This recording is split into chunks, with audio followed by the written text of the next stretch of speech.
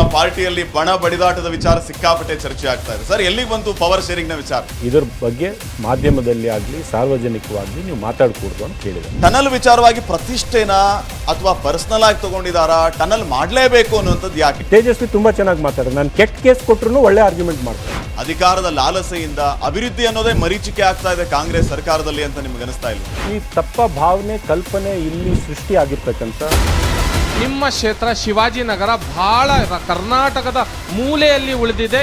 ನನ್ನ ಗಮನಕ್ಕೆ ಈ ಸಮಸ್ಯೆ ಬಂದಿಲ್ಲ. ಶಾಸಕರಿಗೆ ಅನುದಾನ ಕೊಡೋದಕ್ಕೆ ಕೊರತೆ ಏನಿಲ್ಲ, ನಿಶ್ಚಿತವಾಗ್ಲೂ. Are you sure? Yes, of course. ಮೊನ್ನೆ ನಿಮ್ಮ ಸಚಿವರೇ ಜಮೀರ್ ಅಹಮದ್ ಅವರು ಒಂದು ಓಪನ್ ಸ್ಟೇಜ್ ಅಲ್ಲಿ ಹೇಳ್ತಾರೆ, ಅನುದಾನದ ಕೊರತೆ ಆಗ್ತಾ ಇರೋದನ್ನ ನಾನು ಒಪ್ಕೊಳ್ತೀನಿ, ಕಾರಣ ಗ್ಯಾರಂಟಿಗಳಿಗೆ ದುಡ್ಡು ಹೊಂದೋದಕ್ಕೆ ಸಾಕಾಗ್ತಿಲ್ಲ ಅಂತ ಅವರೇ ಓಪನ್ ಆಗಿ ಹೇಳಿದ್ರು. ಎಲೆಕ್ಷನ್ ಟೈಮ್ಗಳಲ್ಲಿ ನೀವು ಮುಸ್ಲಿಂಗಳನ್ನ ಬಿಜೆಪಿಗೆ ಹೋಗ್ಬೇಡಿ, ಅವರು ಸರಿ ಇಲ್ಲ ಅಂದ್ಬಿಟ್ಟು ನೀವು ಬಯಸ್ತೀರಾ. ಆ ಥರ ಮಾತಾಡೋದು ನಾನು ಬೇರೆ ಥರ ಮಾತಾಡಬೇಕಾಗುತ್ತೆ.